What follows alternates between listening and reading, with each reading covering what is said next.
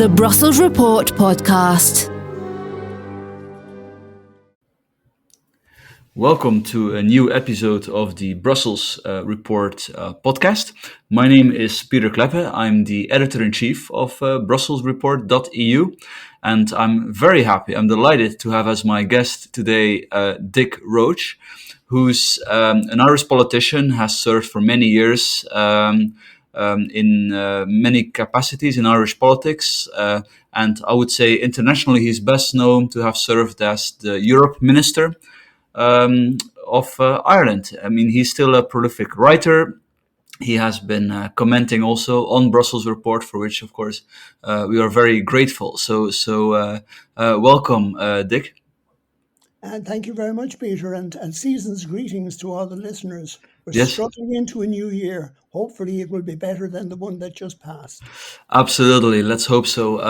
So Dick, maybe first we can discuss the Irish Bailout, which was agreed in 2010.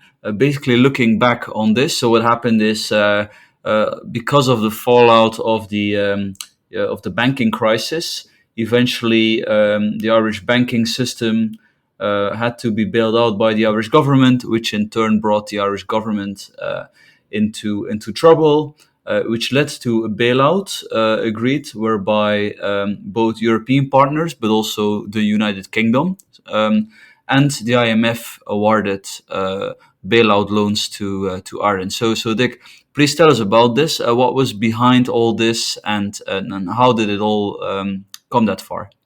It's a fascinating story, and Peter, it is really incredible to look back a decade ago and see what led to this. Well, first of all, what actually led to this was during the what we call the Celtic Tiger period in Ireland.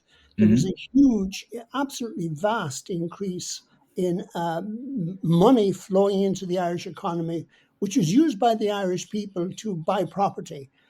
Irish people very much like to invest in property. So there was a housing boom. When I was Minister for Environment, I remember in the mid 2000s asking questions of my colleagues, when are we going to stop all this building? It was quite phenomenal. So the important point is the background to the Irish bailout was quite different to those in Greece or Spain or Italy. The woes in Greece, for example, arose largely from overspending and from flawed record keeping by previous governments. Ireland's woes came from the damage caused by overextended banks, by busting by a busting real estate bubble. The Irish difficulties in the banking, of course, came to the fore after the collapse of Bear Stearns and in the UK, and the horrors then that followed on from the collapse of Lehman Brothers. The interesting point is that in 2010, as 2010 was drawing to a close, the Irish government was in fact fully funded right until mid-2011. And we in government at the time took the view, well, we had a large cash balance, about 22 billion in our National Treasury Management Agency. And there was a further 25 billion in reserves in a pension fund, in the National Pension Fund. And the European Commission, actually, which is really interesting, because in the middle part of 2010, the Commission acknowledged that Ireland's proposed structural reforms, which had come in place from the banking crisis of 2008, the reforms that were in place suggested that Ireland would be able to return to strong and sustainable growth. What is even more interesting, and you'll hear why in a moment, is that in May of 2010, the new Irish Central Bank Governor, Professor Honohan, told Bloomberg that the problems of Ireland's major banks were well on the way to being fixed. However, and this is a very, very important however, in or around the middle summer in 2010, there were concerns in the ECB. And we only learned in the Irish government at the time that ECB personnel were briefing very negatively against Ireland, predicting that the Irish government would have to enter into a bailout. It was one, I have to say, it was in my personal view, one of the most disillusioning moments in my political career when I actually found out what was happening from technocrats who were Yes. never elected by anybody. Officials in Brussels were concerned that Ireland's fiscal state was contributing to the volatility on bond markets, and so there was real difficulties. As we entered November 2010, things really were going from bad to worse. I have very specific diary entries from the 16th of November 2010. The Irish Department of Finance said that Ireland was not heading for a bailout. And the reason it's in my diary is I gave press briefings at the time arguing Ireland didn't need a bailout, that we weren't going to have a bailout. That was it.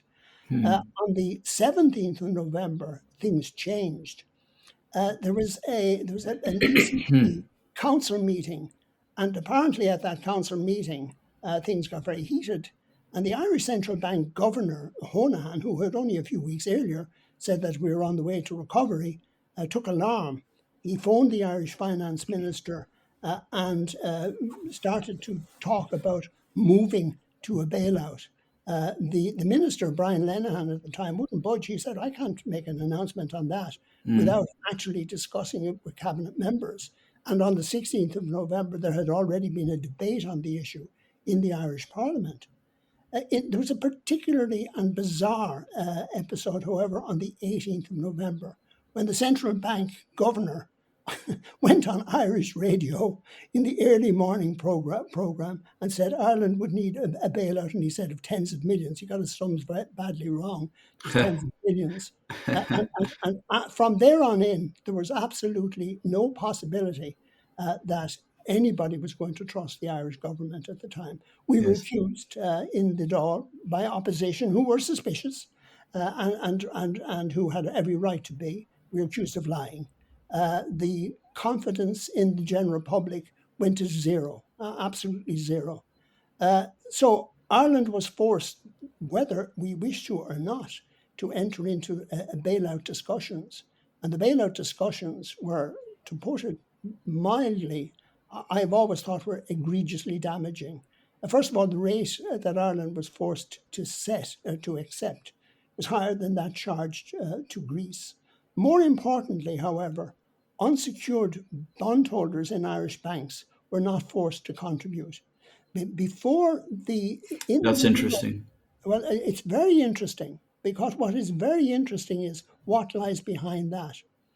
I personally and members of my party at the time were very much aware that the Irish public took the view, and they were right to take the view, that the irresponsible behaviour in banks, particularly banks that had only come into Ireland, the irresponsible behaviour in banks had made an excessive amount of credit available. I mean, it was literally money was flooding through the doors of the banks into building and speculation. That irresponsible behaviour was well flagged. Bondholders who were making investments and making punts in Irish banks at that time well understood that. But in the agreement, in the arrangements that were agreed, not only was Ireland going to pay more in interest, but the Irish taxpayers were having to pick up the cost for the banking misbehaviour. And that has always rankled with me. Well, It's and all, European taxpayers as well, right? Because it's one thing to give a bailout; it's another sorry, to shield like risky investment. that's correct. I mean, Ireland has paid its debts, but there has been a decade of hardship that Irish people didn't actually need to go through. I mean, yes, we had to correct, that's for certain. Yes, there had been irresponsibility. There is no doubt about that. Yes, there had been failures, egregious failures in terms of control of banking in this country and across the world. But the bailout and the fact that bondholders were not expected to make any contribution was unjust in my view. The other point that struck me at this time was that, and that has always bothered me, is that technocrats had granted themselves powers that should only be exercised by democratically answerable officials. I said this at the time. I remember I wrote a lengthy piece for the Wall Street Journal in 2011 on this, and I made that particular point. There was one other issue that really only came to the fore shortly afterwards. It was the extent to which the US had called the shots, and that the deep involvement, particularly by Geithner. The Geithner was very much opposed to the idea of burning bondholders. So Timothy Geithner, that's basically Obama's He was the Treasury Secretary. Treasury Secretary, absolutely correct. It was the Obama administration. They were, and it's perfectly legitimate for a US administration to take the view that they wanted to protect bondholders. They didn't want to have further crushing of the economy. That's their view, and they're entitled to that view. But they don't have the right, in my view, to call the shots in Europe. And they were calling the shots in Europe. It caused huge pain in Ireland. And I think there's a salutary lesson there to us, because we in Ireland have always been very positive towards the United States. I'm very positive towards the United States. But there's a salutary lesson to us all that when push comes to shove, when you find yourself in difficult times, American interests come first. And of course, if you're the president of the United States... Well, or banking interests, we should probably say, because these were basically American banks taking massive risk, and now they're asking Irish and European taxpayers and American taxpayers to pick up the tab. I was tempering my language, and I think you put it much more precisely for those who are listening to the podcast. It wasn't Irish interests, and it wasn't European interests that determined this policy. And so it is an issue that has always rankled with me, and something that I feel needs to be more debated and discussed. Now, looking back over the last 10 years, what has happened? At the time, there was a lot of suggestion that Ireland as a country would be bankrupt. That didn't happen. On a positive note, Ireland survived, but it did survive with a lot of changes. The banking bailout led to fundamental changes in Ireland. I mean, the political balance in Ireland has never gone back to what it was. Of course, as a person who represented a party that was very badly damaged, I see that as negative. Other people, of course, may not necessarily see it that way. But I think that the takeaway for me is that there was often suspicion and often discussion and debate about, for example, in the United States, about the deep state. The deep state doesn't just exist in DC. It actually has very healthy branches in Europe too. And the role that was played by the ECB, I think was really something that needed to be more carefully examined. The European Commission, as I say, and the IMF. The IMF, actually, when you go into it in depth and look at how the IMF wanted things handled, the IMF comes out quite well. But there are lessons for us about what happens in the background in Europe. And that leads us to where we are in Europe now and what kind of Europe we're talking about. I mean, my belief in Europe has always been, and I think you know this, that Europe is a union of sovereign nations. Democracy is at its core. If decisions are made behind closed doors, you have to start questioning who's sovereign and where is democracy. And on that note, Dick, I personally always found the Irish case quite interesting because, like you said, Ireland was the Celtic tiger. I mean, according to me, this was because of very brave reforms made at the end of the 80s and in the 90s. And Ireland truly was a great example of policy reform, free market policy reform. And you're not a Eurosceptic. I mean, you've served as the vice president of ALDE, the liberal faction in the European Parliament. So I think it's interesting when I hear you quite critical, looking at the actions of the technocrats of the ECB, and this is indeed, I think, one of the one of the things that became visible with the euro crisis, how adopting the euro has not only led to a lot of easy money, which was visible in Ireland.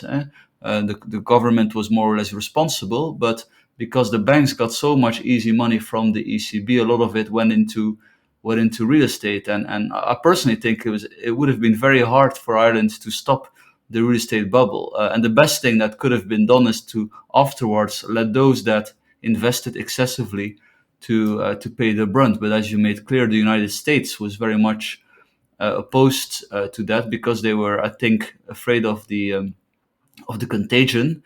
Now, I mean, looking back, would you say it was a mistake for Ireland to join the euro, or do you believe that it could have been a good thing if handled differently? Just first of all, on joining the euro, no, I believe Ireland was right to join the euro. And the circumstances in Ireland, remember, were very specific. Although we had our own punt, our own pound, it was very much tied to decisions that were made in London. So from Ireland's point of view, joining the euro was the only course of action that was available. And I was an enthusiastic supporter for it. What I don't think people like myself, who actually, and I still am, very strongly pro-Europe, what I don't think we ever foresaw is that an institution which was established to be at the heart of Europe should be so influenced by forces outside Europe. As I say, I fully appreciate exactly why Timothy Geithner and the Obama administration took the view they were taking. It was informed by US interests. I'm not certain that the views and that particularly the negative briefing that was going on in Frankfurt and in Brussels by technocrats, I don't think that was necessarily informed by the best interests of Europe or of Ireland. For certain, that's not the case. Fair enough. Good. Let's maybe move to the second subject of this podcast, which is Brexit. And of course, as an Irishman, I mean, Ireland is also at the front row of this debate. The Brexit deal still is being implemented. Some tariffs are still due to come into force on the 1st of January. Some restrictions, like for British van drivers, restrictions will enter into force sometime in 2022. And of course, most notably, because a hard border had to be avoided on the island of Ireland, checks have to take place in the Irish Sea between Great Britain and Northern Ireland, which is something the UK government is having a lot of trouble with implementing. There's still not even an interim deal on this. We also saw Lord Frost, the British Brexit negotiator, resigning. So what's your take on all this? I mean, is the EU playing it too hard toward the UK, or are the Brits trying to exploit this for political gain? What's your take on this, Dick? Yeah, I have a very critical attitude towards the current UK administration on this issue. And I'll explain, and it'll strike your listeners as rather odd. Over the years, I've tried to build up personal relationships in Northern Ireland, particularly with people of the Unionist community. I am an Irish Republican, I'm very pleased with where I am, but I also believe that one has to have a lot of respect for the other people on this island who take a different view.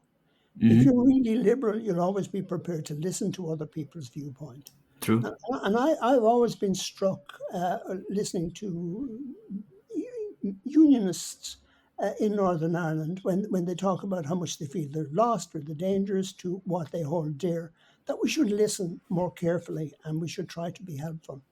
Now, in the case of Brexit, I think the thing that really appalls me is the way the Unionist concerns in Northern Ireland have actually been used and abused by the Johnson administration. And I really think it really is something that needs to be looked into very carefully and changed.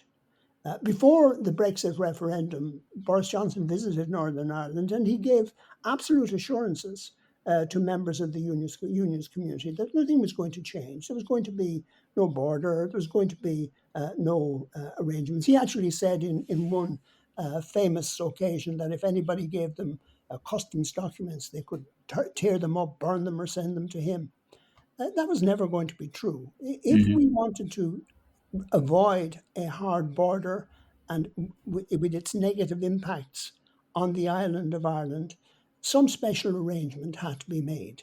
Hmm. And I, at the time, I remember writing an op-ed for Euractiv saying that the British needed to become aware that Ireland was an island. And that offered opportunities. By the way, customs clearance issues could have been done on the far side before the goods got on the truck. Hmm. It didn't need to be handled the way it was, which inflamed unionists, particularly on one side of unionism in Northern Ireland. I think the if you go back to Lord Frost's appointment, I think from day one, and I was quite surprised at this because Lord Frost, after all, had a long career as a diplomat. I would have imagined that he would have had diplomatic skills, but he showed a singular lack of diplomatic skills from the very outset.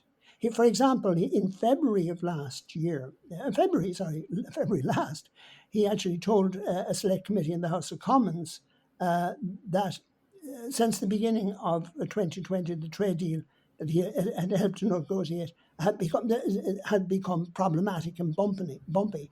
And what he actually said was, he said the problem, getting over the problems, will require a different spirit from Brussels.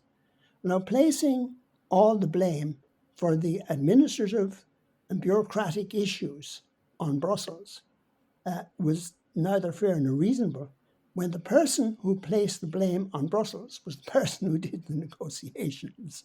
It's just outlandish. The idea that we need a different spirit in Brussels also applied to London.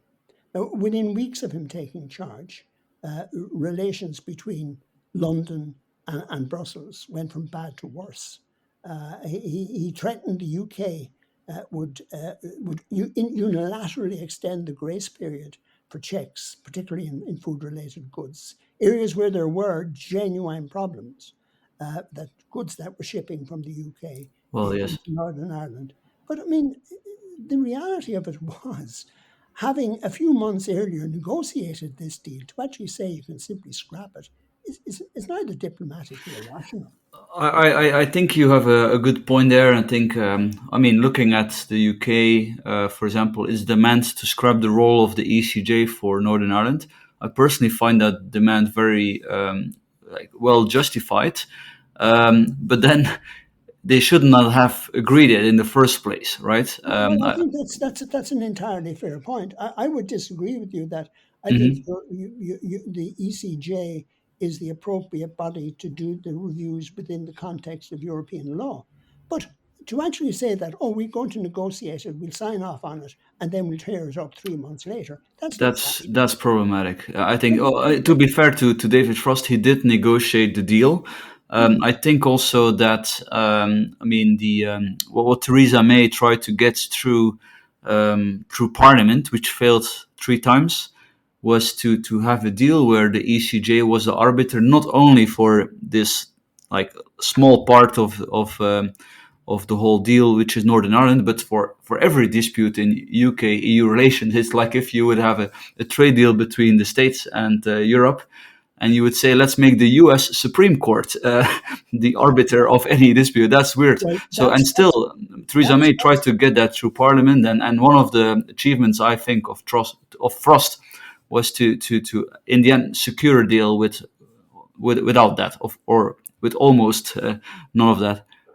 Well, with that, sorry, to go back to your analogy between Europe and the United States, you're right. I think Theresa May, we're not discussing her, but I think that there were errors there too. By actually honing it down to the specific areas where the ECJ would have them, by limiting it, I Mhm. think that was an achievement on the British negotiating side. But it was also an achievement on the European side, as Maros Sefcovic suggested, that the idea that you could unilaterally breach international law, which the treaty which was signed between Europe and the UK was, is simply wrong. Not only does it ruffle feathers in Brussels, but the flat-footed approach that was adopted by Frost also ramped up tensions in Northern Ireland, in Ulster. And I think that was unforgivable. I mean, I lived through a period where every single day we were hearing horrific reports from Northern Ireland during the Troubles. During the Troubles, I was driving along a street in Dublin at one stage, and at the bottom of that street, a car blew up, and people were burned to death on the street. People died. Wow. 32 people died. And this happened occasionally in the Republic of Ireland, but this was a daily event in Northern Ireland, where neighbour was pitted against neighbour, where if you look at the per capita death rate and you were to work it out mathematically equivalents in the UK or where any large country, it would be horrific. So really anything that undermines that, the peace that was brought about by people on both sides. Remember, it was Unionists and Republicans and Nationalists who came together with assistance from Europe and from the United States to work out a peace deal which has endured for the years. To put that at any kind of risk is not. Well, I absolutely agree, of course. Now, as they say in London and perhaps in Dublin, we are where we are, and Liz Truss is now has taken over from Lord Frost. And I mean, it seems to me the big remaining challenge after the UK has dropped its demand to scrap the ECJ is to smoothen the Irish sea checks. And personally, I've always seen this as an area where the EU can be flexible, because I think you're right. the big entry ports for the EU are the ports of Rotterdam and Antwerp, of course. And if the EU is so worried about stuff entering its single market and customs union, that's where it should step up the checks, not in the possible backdoor through Northern Ireland. I mean, in my humble opinion. If we had a long time, I'd advise you to look at a famous podcast that was made last year by a comedian in Ireland who said that Okay. people of Leitrim need a hard border because their big skill was in a big skills in part of this country has been avoiding borders and doing a little bit of backdoor smuggling. But look, you're right. If the will is there, a way will be found to smooth the problems. I don't think that some of the rhetoric from some of the hardline unionists in Northern Ireland helped. I mean, there were ministers who decided that they weren't going to build posts for the staff and what have Yes. you. There was a lot of silliness. But Yes, exactly. Yeah. I have to say, and some friends of mine say you're foolish to actually trust anything that comes out of London. But I think that the changes recently, the ramping down on the ECJ, I think that's very important. I actually think that the negotiating team from Brussels, because I'm sometimes very critical of Brussels, but I think the negotiating team there, by calming the language down, have done a very, very good job. I think Sefcovic has done a really, really, really good job. I'm not sure about Truss. Liz Truss has experience in this area because of her previous experience in trade. And I think, and it's interesting that she has, from previous contacts, I think, quite a good relationship with the Irish Minister for Foreign Affairs, Simon Coveney. Okay. So I think there are signs of hope there. And I mean, some of the cynical reaction in Dublin has been, Liz Truss cannot be but an improvement. And that's a bit unfair because I think she has talents beyond just being better than her predecessor. So hopefully, common sense, which is very frequently in uncommon short supply, Yes. will break out, and hopefully the difficulties will be ironed out. They are, as you say, they're not huge. If people get off their high horses and don't decide to, climb on high principles and show a bit of pragmatism, a bit of goodwill, and a willingness to listen, I actually do think a solution can be found. Well, definitely. Let's hope so in the new year. Now, let's move to our last topic, Dick, which is the future of the European Union after Brexit. So how do you see this? I mean, we have this, let's say, leading economy leaving the club. People are still a little unsure, also because, of course, COVID just happened following the actual implementation of Brexit. What this all means. So what's your take on this, and what's next for the EU? Yeah, you're actually right. Europe was hit not just with a large and important economy leaving the European Union, but it was also hit with the unprecedented struggles that we've all had in dealing with COVID. Mm. So you're quite right, and they're all related. There's only so much time and effort that people can put into governing anything, and if you have two major crises hitting you at the same time, then you're in difficulties. What's the future? I have to say, I was a member of the previous Convention on the Future of Europe, and I was Mm. very, very impressed by that. We worked very closely in the members of the convention. I was very much involved in a group called the Friends of the Community Method, which was a bit of a poke in the eye for Giscard. But however, uh, Mm.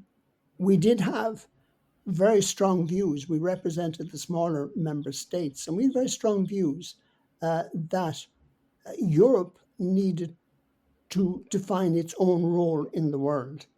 And recently, there has been some talk about strategic autonomy. Now, I'm not sure quite what it means because I've never heard a really good definition. Mm. But it does seem to me that Europe needs to have the confidence to take its own place in the world. Europe needs to be the master of its own destiny. It doesn't need to be placating one side or the other side in the global tussles that go on and go backwards and forwards. And I'm dismayed, I have to say, at the amount of external influence that is exercised on Europe, largely by the US. And I'm in no sense negative to the US, but I think Europe has a responsibility to itself. We are a unique organization, 27 sovereign nations, and I emphasize the word sovereign nations, who have Mm. decided to pool small amounts of their sovereignty, but to expect subsidiarity to rule in all other issues. And I'm not sure that that always happens. And I can give you a couple of examples. I'm a great fan of the European Parliament from the beginning, and people who have this discussion with me in Brussels say, "Are you mad?" And I say, "No, it's a unique body, 705 men and women I elected." tend to be more critical to it myself, but then I know that. I know that, and that's why I'm being deliberately provocative.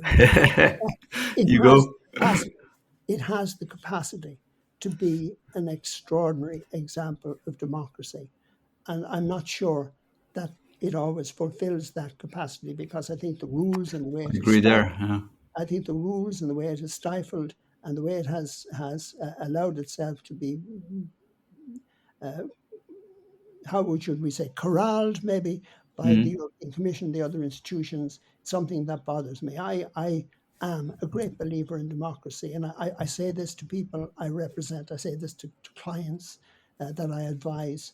Europe, the European Parliament, remember this much, the 705 members in there, they have something that is unique. They actually have a mandate from the millions and millions of people across Europe. And that's worth just bearing in mind. But going back to the wider question, where does Europe go from here? I really think Europe needs to be more confident in its own capacity. I would like to see, and I'm more than a bit disappointed at the current convention, which I know it is challenging times because of COVID. You Mm. can't say the kind of progress that was made previously, but I'm not sure it's going anywhere. And that's not a criticism of anybody, but there needs to be a relook at that. I think Europe needs to define its own position. Power is changing, and it's a good time to define its position. There's a shift in Germany now with Mrs. Merkel, who has been, a rock and who has served Europe well and served Germany well. A person I got to know from a number of small number of meetings, but always had a high regard for. It will be very interesting to see what's happening. The French elections coming up are going to be very interesting, and it would be wrong of me to start speculating, but don't see great changes coming there. But Europe we need to define our position. There's one other thing that we need to do. There's a number of things that we need to do. One of them, I think, that needs to be done is the countries that joined Europe in more recent years, particularly those in Central and Eastern Europe, a bit more respect needs to be shown to those countries. I don't like to see any member state being the focus of just attack after attack after attack. Certainly, there are policies I don't agree with. That's as it may be. But governments are sovereign, and the people in those countries have the right to elect the governments they wish, and to reject the governments as they wish. Very true.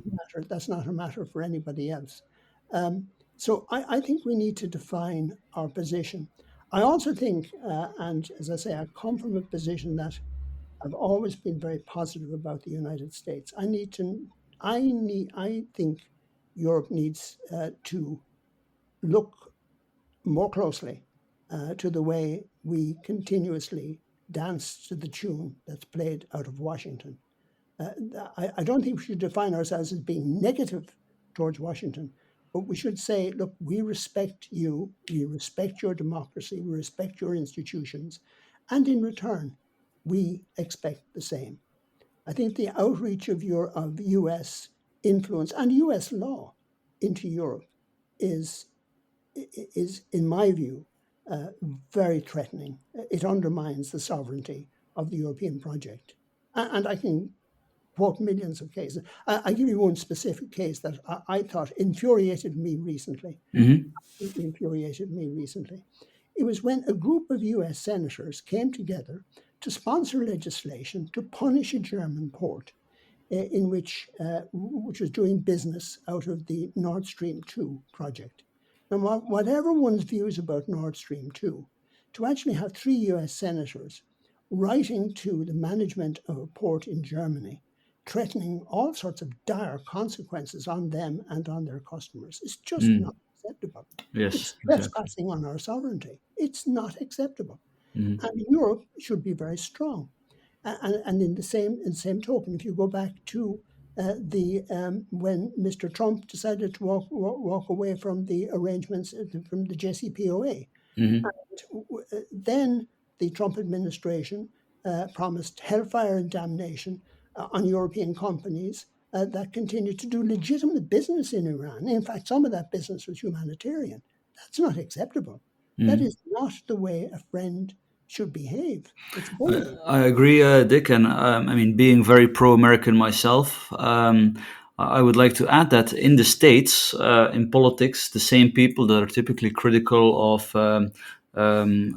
runaway central banking money printing, they are also critical of all this sort of foreign interventions. Of course, the war in Iraq was the most drastic, spectacular failure, but even Afghanistan was a massive failure of the states, of the hubris. It thinks, and in a way, it's very anti-American. This America was initially against all kinds of foreign interventions. It was in favor of merely trading word to word, like a big Switzerland. That's the original American ideal. And I agree with you that what these senators are doing, even if I'm personally also not a fan of this Nord Stream 2 thing, I mean, where does it all end if we would allow that to stand? Peter, that's exactly the point. To actually ask these questions is not to be anti-American. And I really get upset when people say, oh, you developed into a very anti-American way of thinking, Dick. That's not true. I remember when I went to the United States and Canada in 1978 as a human rights fellow. I remember arriving in Washington. I remember going to the Capitol. I was very, very lucky. I was given access around the capital at that time through Tip O'Neill's office. My leaning then, and I suppose my leaning would tend to be, as being Irish, being towards the Democratic Party. I remember being struck by the civility in the US Congress. I remember being struck by the balance of the US media. All of that has changed. You now have a True. situation where there's a country which is roaring, shouting at each other hysterically from one side or the other, neither side willing to listen. My great dismay is that the America which I knew is beginning to deteriorate, and it's being replaced by something which I don't want to know. What I don't want as a European, as a committed European, what I do not want is the politics and the political exigencies of Washington to determine what we do in Europe. And no matter what it is, whether it's Nord Stream 2, that's an issue which we decide amongst ourselves. Whatever the issues we have for or against, that's an issue for the German people to decide. It's not an issue that will be decided by people taking a right or left view in Washington. Whether it's that, whether it's our telecommunications networks, whether it's how we operate our taxation systems, these are sovereign matters for Europe. And if you actually look at the piece I wrote, well, I'm sure you have, the piece I wrote recently in Brussels Report, Yes. where I was looking at how the FCPA has been dramatically extended. So that's for the listeners. That's U.S. legislation. Well, you can explain it maybe yourself. Well, it's the U.S. legislation that deals with bribery and corruption. Yes. Now, legislation that deals with bribery and corruption is very welcome. We have such legislation in Europe. It's up to European governments and European agencies to patrol what European companies do. It's not up to the Department of Justice. It's not up to the SEC in the UK, in the US, to do this. So I have a problem there, not with the principle. When during the Carter presidency, when President Carter signed the Foreign Corruption Prevention Act, the FCPA, back in 1977, when he signed that legislation, it was wonderful. It was a really good example for the rest of the world to follow. And of course, subsequently, countries did follow. But it didn't make US agencies the deputy sheriff to go around the world and patrol how everybody else does business. And particularly as they have shown a blind eye to some American businesses that have a less than. This, as you wrote, disproportionately targeting European companies. Well, if you look at the consequences for European companies, certainly European companies that were involved in bribery and corruption deserved to have their knuckles slapped. They deserve to be brought to justice. Deserve to be stopped in that. But if you actually look at, particularly the Alstom case, which is a case that fascinates me, the Alstom case, if you look at that, if you read that objectively, you cannot but come to the conclusion that there were issues more than a concern about bribery and corruption underlying that. And if you look at other cases, look at the Statoil case, which was the first case of a European company, a Norwegian company owned by the Norwegian government, that was charged under the FCPA after the act had been amended during the Clinton. Well, and Dick, if I may just comment, actually, I think this is even part of a much wider debate. You may remember how Canada was prosecuting a Chinese business lady, and in retaliation in China, some random Canadian business people were locked up on bogus charges. In the end, I think they were released, but it took quite a while. And I think this is the Chinese style, which is much worse than what the US is doing. Rather than get into that Sure. particular debate, I mean, when one reads Frederic Berrucci's book and consider how he was treated, he was a human hostage. Look, the reality of it is that Europe, in all of these matters, needs to go its own way. It needs to actually have its own. It needs to have its own principles which it applies, and it bothers me that our principles or the way we operate should be externally determined. They should not. They should be determined within Europe, where we have a right, each one of us who votes, we have a right to actually give our judgment occasionally on the way our governments, and through our governments, the way Europe operates. So I just have serious misgivings about this. And as I say, in the case of the FCPA, I really do not agree with the way the American administrations have operated. Yes, yes. They have turned what was a very good piece of legislation with very good intent, they've turned it into an economic and political weapon. And that's not appropriate. It's not appropriate, and it shouldn't be done. All right. Dick, maybe one more question to conclude. What is your greatest wish, let's say in policy terms, for 2022? So many wishes. I would actually like Europe to come out of its slumber. I would like to see the idea of whatever strategic autonomy means for Europe being discussed. I would like to see Europe defining its role in the wider world. We're not there to be a ping-pong ball between different geopolitical groups. We are there to serve the people of Europe.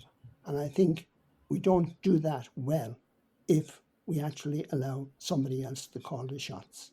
Europe is a democratic project, and if it ceases to be a democratic project, either because technocrats take too much power to themselves or because we let an external force determine where our direction of travel, then we have undermined the dream that was there when Schuman and when Europe was created. Europe is not meant to be a super state. It's never meant to be that. It is a unique arrangement where sovereign nations, as I said earlier, pool a small amount of their sovereignty as a means of serving the people of those nations and the people of Europe better. And we need to get back to that basic principle. We need to define what Europe is, and we need also to define where we're going. Good. Well, thank you for that, and thank you for a fascinating discussion. Let's stay in touch, Dick, and I look forward to many articles of you for Brussels Report. Well, thank you very much, Peter, and I hope everybody has a much better 2022 than we did 2021. Let's hope so. Absolutely. Thank you.